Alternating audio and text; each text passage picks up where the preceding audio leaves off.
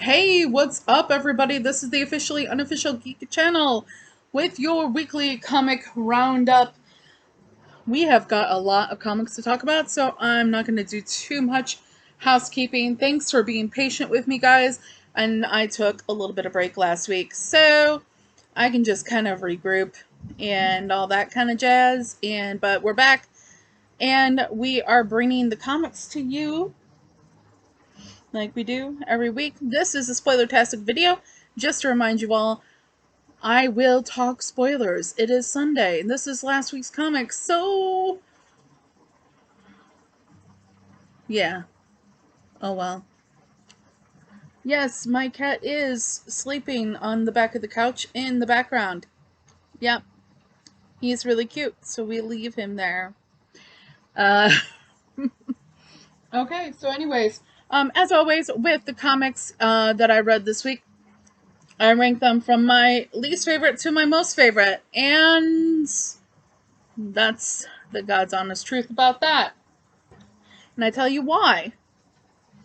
So let's get into it. First on the hit parade, the least liked one is Trial of the Amazons. This is the final issue of Trial of the Amazons. And let me tell you, I'm mostly kind of looking at this as perspective of not just this issue, but the entire event itself was rushed, quite honest. When you have a specific situation where you have Wonder Girl being canceled and them cramming a bunch of Wonder Girl stuff, when they should have been trying to tell the story that was going on here and not rushing everything, that's a problem. So we have basically the conclusion of the last issue where we had the door opening at Duke's doorway and chaos being there, and everyone ends up fighting chaos together as a group, which was lovely. It was lovely. They had some sacrifices that they had to deal with. There's a couple more Amazons that are not going home. So, it just, if you haven't read it yet, I'll go ahead and keep that under wraps. And then you can check it out for yourself. But in the end, there's some lovely moments involving Diana and Yara Flor. Lovely and humorous, I will say. Oh, I have hiccups. That's funny. But I just feel like there's a lot of cooks in this kitchen, and there was a little bit of a rush to get this story told, and I always felt like there was, the situation where you had, like, if you're now joining us, this is everything that happened. And it seemed like, there were wonderful moments that got kind of overlooked, the way they were treated in different volumes of this event. So overall, I was not thrilled with the event. But it was an okay ending. It's okay. It was okay. Next on the hit parade is Rogues #2. Now, I really enjoyed the first Rogues in this one. There was a lot of just slow build-up, and there wasn't a lot really happening except they went and they found Gorilla City, right? Gorilla City. They're going to steal Grodd's fortune, and they found Gorilla City, and they're like a small group of humans walking around a city with mostly a majority of the beings being there being gorillas, just like Grodd. So it's impossible not to draw attention to yourself in this situation, which is exactly what happens. So you have a lot of Slow build up, and there's a cliffhanger at the end where you actually get Grodd face to face with Captain Cold. And I gotta tell you, if it didn't have that ending, then it would have been a loss to me. It was like, if we just are going to be sitting here and just having to deal with being in Snart's head all the time, but fortunately they did give us that little cliffhanger. Next one on the hit parade, we got a lot. You saw the thumbnail before you clicked on the video. Yeah, we got a lot to talk about, so we're gonna move this along here. With the Joker number 14, this is the next to last issue of the Joker. What's really cool about this is we've got Jim Gordon, and he's kind of, he's, the way it's picking up the stories, he's returned to Gotham. He's getting questioned on what he did, and he is also walking around Gotham and kind of seeing how things have changed since he left. It's been a number of months since he's left on his little task, mission, whatever you want to call it. And he's going through the most recent, turns and events from right after we ended the last issue. And so basically, you're getting everything up from, when Bane walks in and is trying to talk to Vengeance, to, and it's basically to a certain point where it's kind of like Gordon is telling it in a retrospective, in narrative form, and he's in Gotham, and he goes to his apartment, and he's sitting there, and Batman's like, okay, so where is the Joker? So we don't get the answer, and we're getting one more issue that's going to answer the question, does Gordon kill the Joker? Now, I think they might be kind of shaping up to do something where it's kind of I like the idea where, it's kind of like a changing of the guard kind of thing. So, like, they've been really kind of building up this Punchline character for quite a while to be really bad, to be like really, really, really bad. Debuting her during the oh god, what was the name of the storyline? Their Dark Designs storyline. And really blossoming her during that Joker War storyline, and then kind of building her up from there. She had a backup story in all the Joker issues, and that backup story is basically working her through her court case to the point where she's found not guilty and she gets released. So what I think might be happening, and I know there's going to be purists out there that think you cannot get rid of the Joker, but you know what? I think you can. I think you can with the right setup, the right characters. I think you can, but that remains to be seen. We have one more issue. Batman at the end of this issue is like, where's the Joker? And I think we're going to find out. I sincerely hope we find out next issue, because it's the last one. Yeah. Okay, so next on the hit parade is Dark Knights of Steel. Some wonderful turns on this one. We have Tim Drake, just coming out and calling out Zala, and being like, hey, you know what? She killed these people. And Zala is like, no, I didn't. I didn't kill anybody. And it's kind of up in the air whether it's believable or not. It's not. I mean, we know that what we've seen throughout the series, and it definitely looks like Zala killed the prince of this other kingdom and the king of this other kingdom and all that. So, possible coming fallout involving that. You also have the everything going on in the other kingdom, where upon learning about this whole issue with his sister, Superman, Kal-El goes to this other, he goes to the Amazons because he finds out that the Amazons are going to go fight with, he finds out that the Amazons are going to go fight with the other kingdom, and he wants to go check that out and find out what's going on and try to convince them not to, because his sister is with Diana, Wonder Woman, so in a romantic relationship with Wonder Woman. So that's an issue, and in that case, he meets Lois Lane, the Dark Knights of Steel version of Lois Lane, and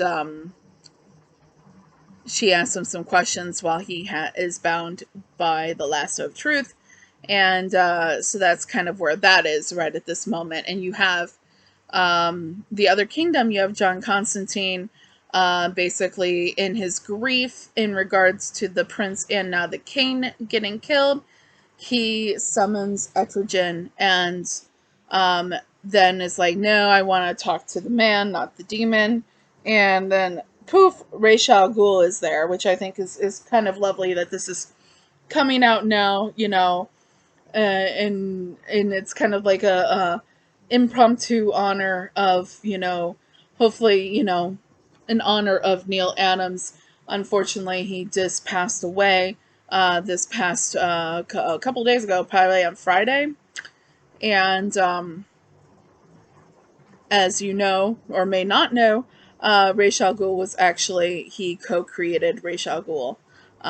So it's lovely to see Ra's al Ghul being used in that. We have Ra's al Ghul and everything being used in the Shadow War series with Deathstroke, Robin, and Batman and all that. So it's nice to see more Ra's al Ghul stuff, you know, and that kind of thing. So that's kind of the cliffhanger that it leaves you on, and you know, it was all right. It was all right. It wasn't, you know, not every issue of a series that's really good is going to be bombastic, and it was just okay. It was just okay. It was just okay. But, you know, if you're an Etrigan fan, or Etrigan fan, excuse me, or a Ra's al Ghul fan, you're probably going to love it more than I did. Next on the hit parade, Harley Quinn, number 14. Harley is being wrongfully accused, and she is in jail. She is in Blackgate. She is in Blackgate. And we join this story. We actually have Batwoman investigating a crime, investigating a murder. And she's like, well, wait, you know, this, you know, all points to this whole, you know, like killer's MO thing. And she's talking to Barbara on their comm system, and Barbara's like, but except for somebody who's already been put in jail for those murders, Harley Quinn is sitting in Blackgate right now. And so then you have this, you know, this judge, new Verdict. I think the name of the character is Verdict. Comes in and is, you know, gets into a fight with Batwoman, and Batwoman's like, okay, well, we definitely know Harley Quinn didn't do this now, so that's good. So you have Harley Quinn in jail, and she gets a visit from Kevin, and unfortunately, Kevin has seen the footage that looks like Harley Quinn, and is like, man, you know, you've had a rough time lately, and you know, no one, you know, if you messed up, you messed up, and I'm still your friend, and I want to help you. And so, but Harley, obviously, is very upset that he believes that it's her, and so she walks off, and so Kevin goes home, and guys, Kevin's girlfriend,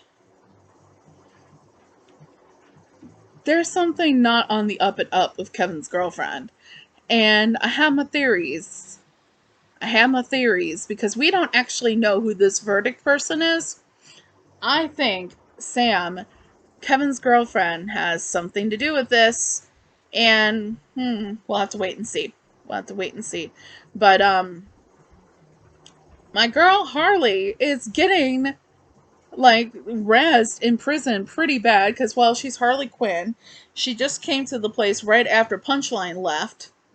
And everyone's like, Punchline told us this about how she beat you and everything like that. That she, beat you up and then slit your throat. And I'm like, here's the thing. Yeah, sure, okay. Punchline did fight Harley Quinn. Punchline did slit Harley Quinn's throat. And then they say that Harley Quinn needed the Batman to save her. First off, yes, Harley Quinn did get her throat slashed by Punchline. But Harley Quinn, that badass that she is, stitched her own goddamn neck shut, then saved Batman, who was tripping on some weird drug that Punchline gave him. So,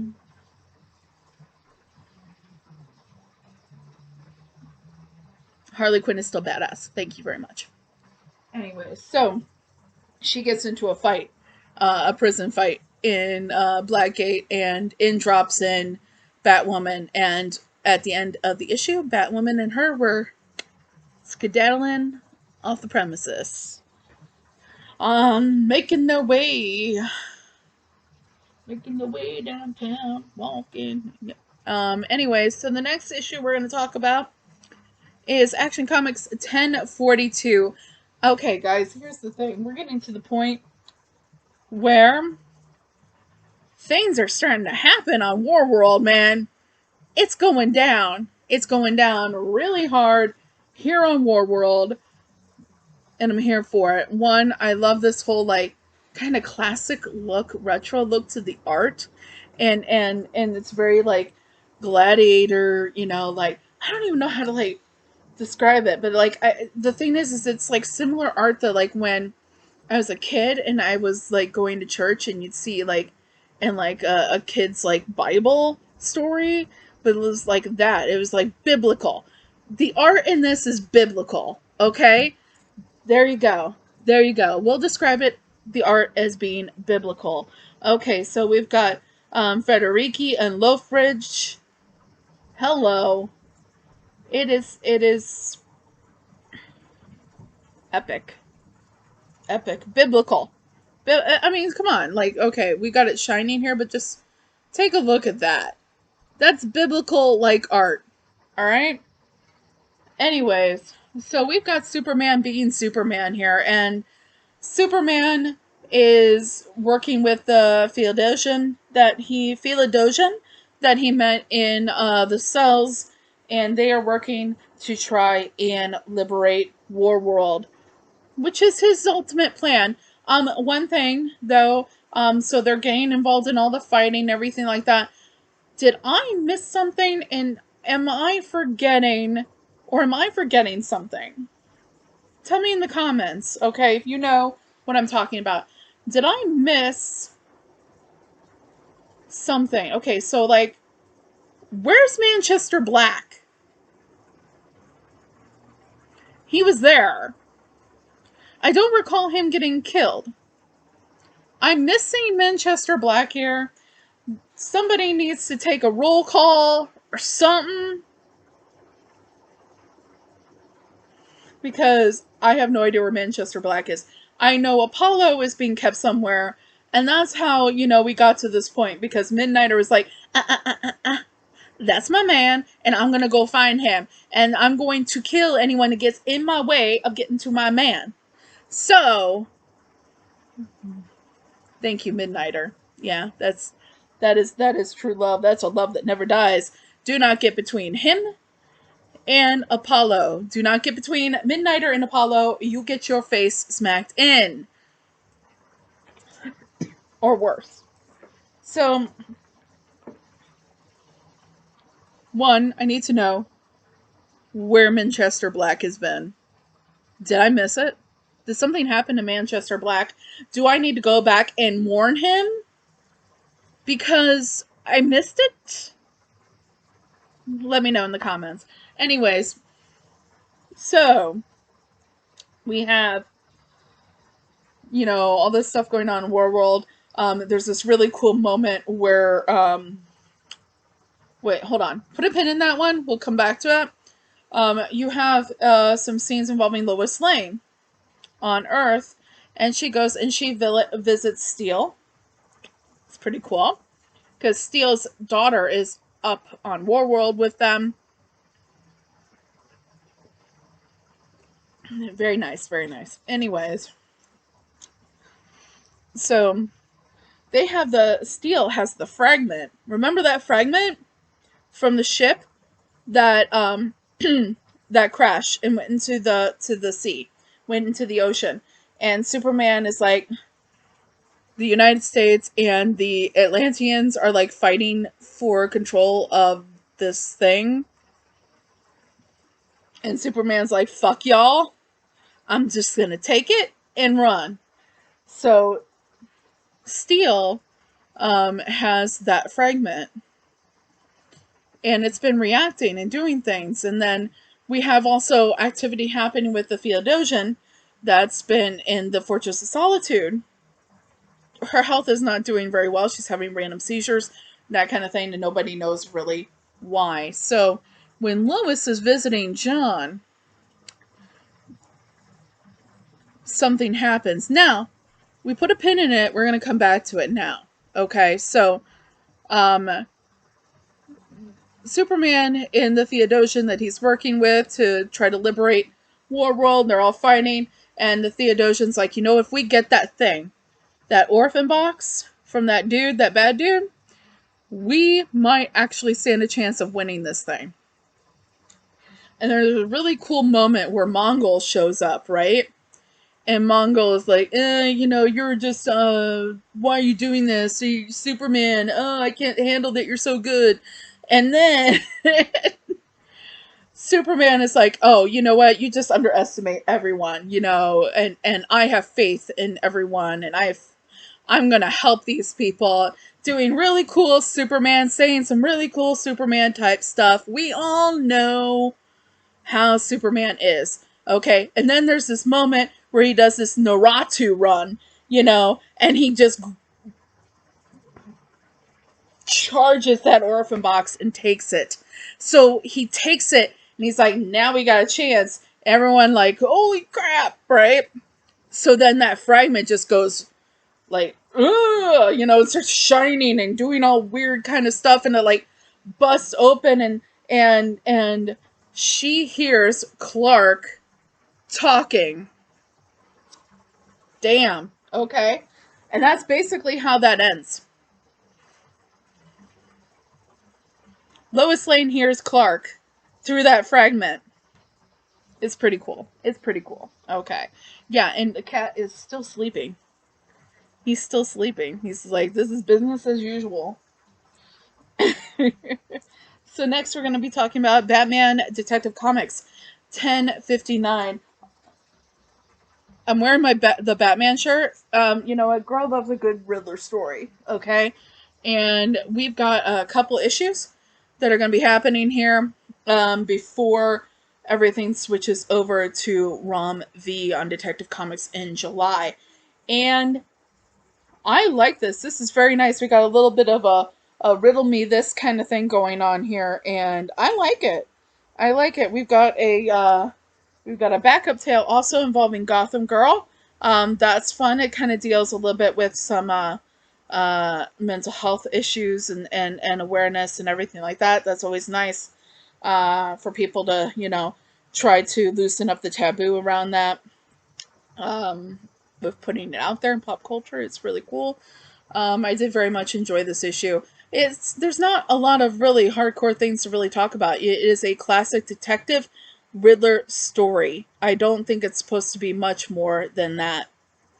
It's just straightforward, nice, good. Do have Riddler riddles in there. And it's It's kind of if you enjoyed the Batman and you saw it, you're going to enjoy that issue of Detective Comics. Next on the hit parade, we're going to kind of just talk about these together, but we've got Deathstroke, number 8, and we've got Robin, number 13. Why are we talking about these together? Well, because we're in the middle of something called Shadow War. Deathstroke Inc. was Shadow War Part 3, and Robin was Shadow War Part 4. So here's the deal. This is a really good event. This is a good event. Do we call this a crossover or do we call it an event? I don't know. Okay, here's the thing. You've got the same guy writing all these things. He's writing Batman right now. He's writing Deathstroke. He's writing Robin. Okay? And that is Joshua Williamson. Okay? So, first off, I'm loving the writing on this. And it all just kind of was. We have this situation where Ra's al Ghul is dead. He has supposedly been killed by someone looking like Deathstroke. Deathstroke is adamant he did not do it. It is beginning to look more and more like Deathstroke actually did not do it. And Talia is pissed off and she has sent all of her little minions after Deathstroke and all of his friends. So, then Batman is visiting Talia. They have that little moment together and he's like, nope, can't do it. I'm with Selina. Even though technically they're not technically together, but he's thinking of Selina. He can't be with Talia. Either way, whatever. Then you have Robin, who is also teaming up with Ravager because Ravager, well, she hates her dad. And her half-brother just tried to kill her. So, yeah, seems like it would be a normal response to, not like someone when they try to kill you. So Batman's like, okay, we're going to investigate this. We're going to deal with this. But for right now, any of Deathstroke's associates that are getting messed with, we're going to actually get Batman Inc. in to help with that. So yes, folks, we have an appearance at the end of this issue by the end of both of these issues by that would be Ghostmaker and Clown Hunter, because the last we saw Ghostmaker and Clown Hunter, they were running Batman Inc. I love Ghostmaker. Ghostmaker and Clown Hunter. They are really cool characters. And I'm glad to see that they are still being used, even though they are technically creations of the previous writer of Batman. It's nice to see that they're being used still. Next on the hit parade, we're going to be talking about the Swamp Thing 12. Issue 12. It's right now, let me tell you, right now we're in the top 3 comics for this week. It's really difficult. It's really difficult to pick a favorite when you've got Swamp Thing, sitting there. The very poetic writing of Rom V, the art of Perkins and Spicer.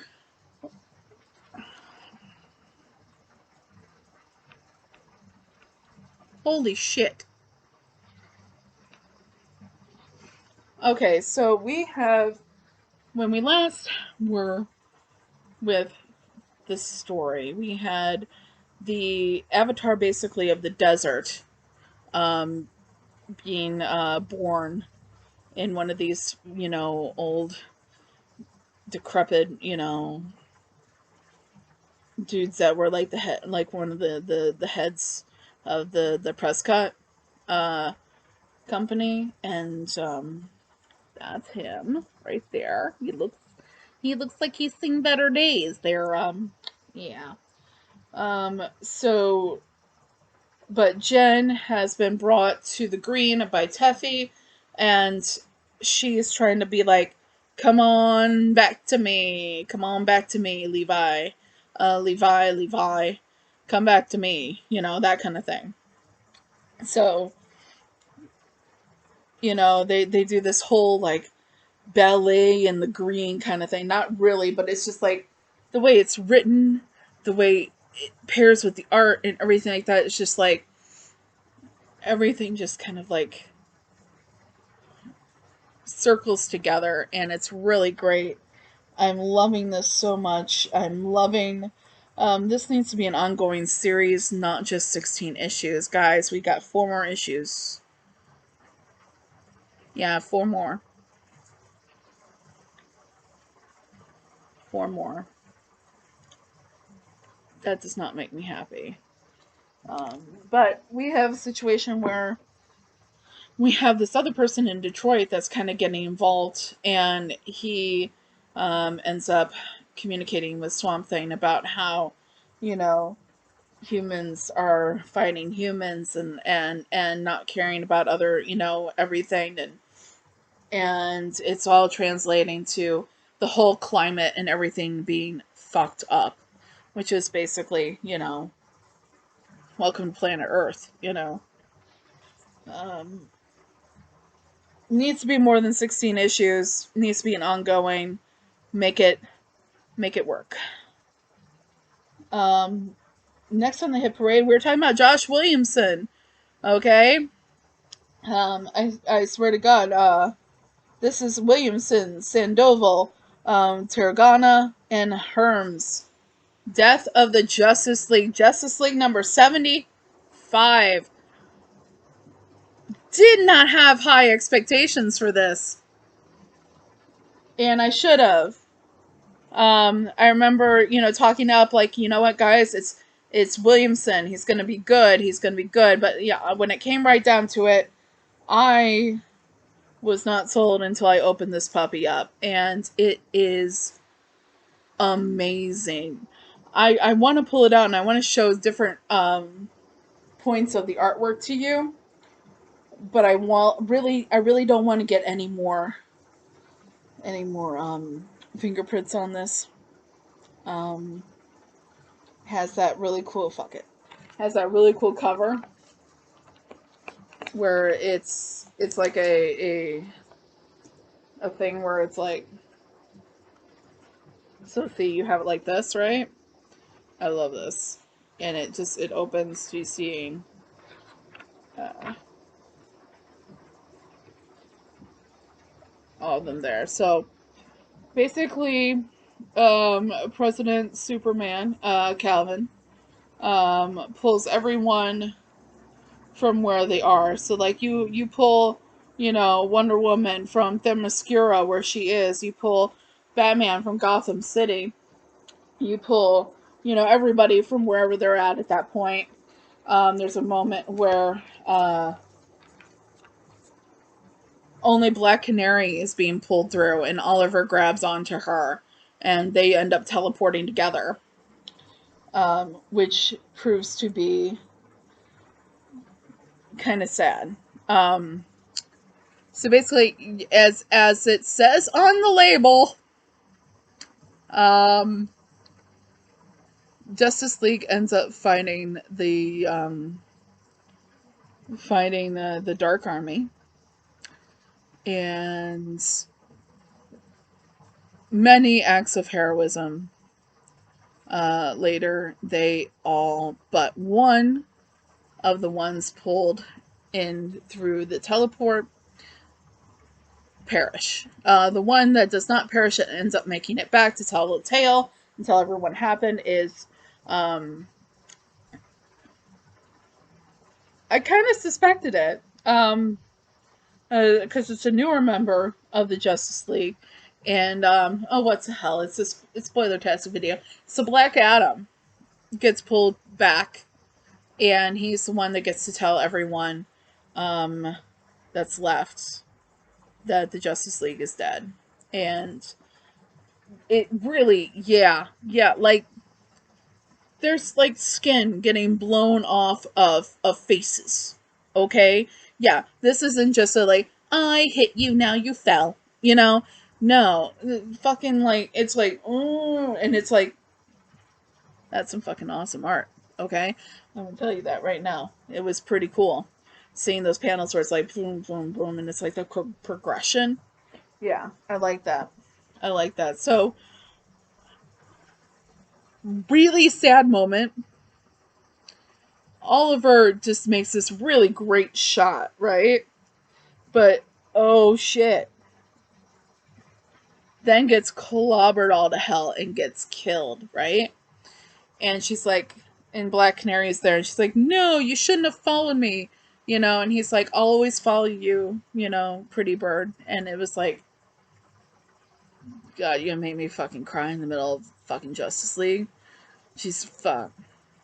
I'll follow you everywhere, pretty bird. Oh my god.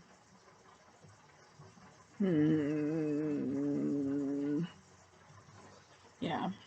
And then the moment where the others back on Earth are finding out about what happened, and it's like, oh shit.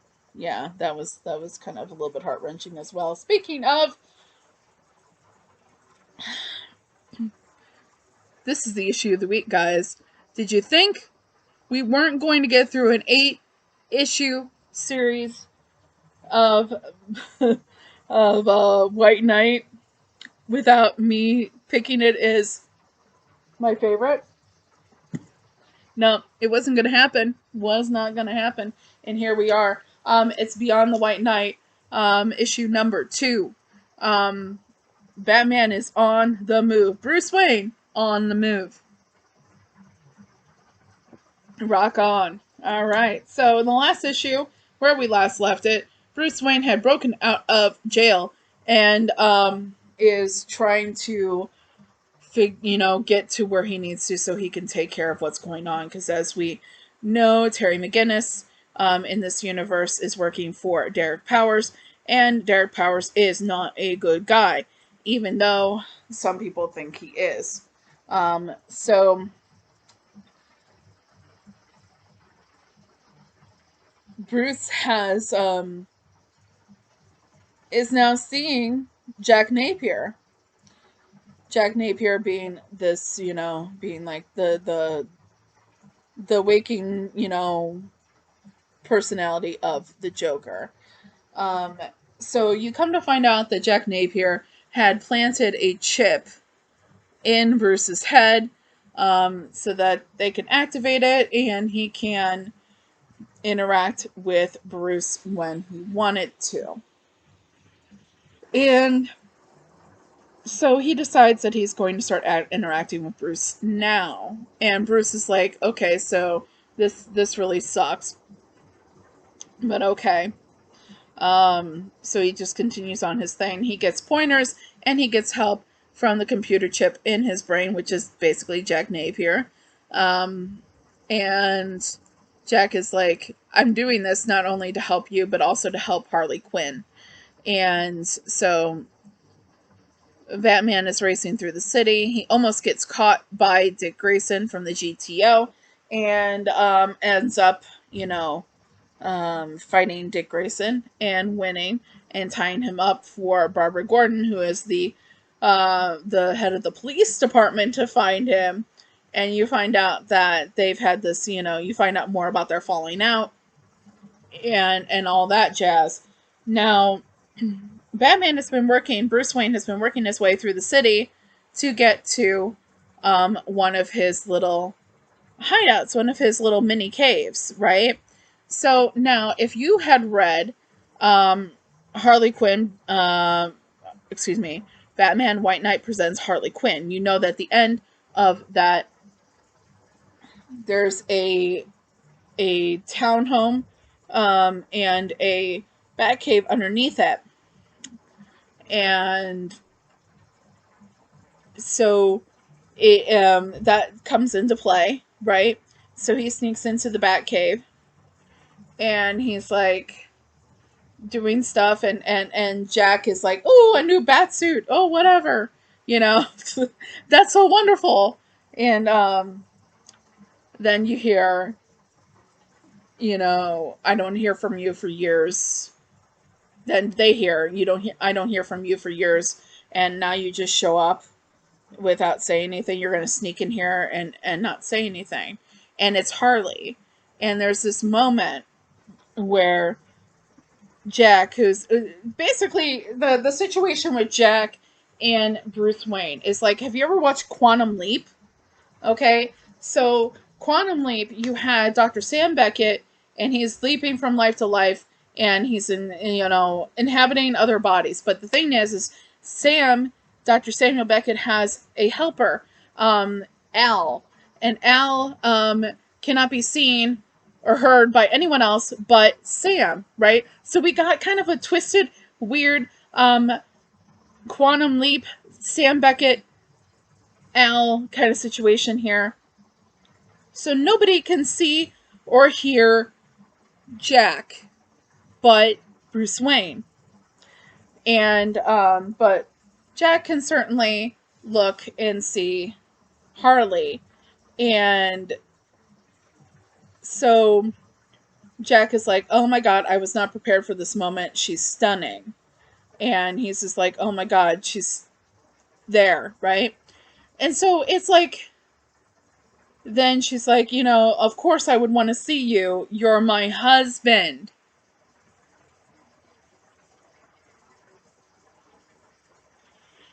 So, as Jack says, okay, well, back that up for a second. I think I missed something. I'm thinking, hopefully, we're going to get that explained in the next issue. But that's our cliffhanger for that one. And I'm on board. I'm on board because there's been this whole, like, you know, back and forth friendship between, in this whole White Knight series, between Harley and Bruce. And this, you know, admiration and you know, mutual admiration between the two of them. And so I'm interested to see what will happen there. But loving this series. I always love this stuff. Loving all of it. And so that is it. That was a long video because there's a lot of comics. Whoa. Okay. And next week might be a little bit easier. Might be a little bit quicker to get through next week. But yeah, that's woo. Lots of comics, guys. Lots of stuff to talk about, lots of stuff to unpack there. But anyways, this is we're about done for today. Please check in with us on Wednesday. We will hopefully do a What's Happening Wednesday if we can figure out what we want to talk about.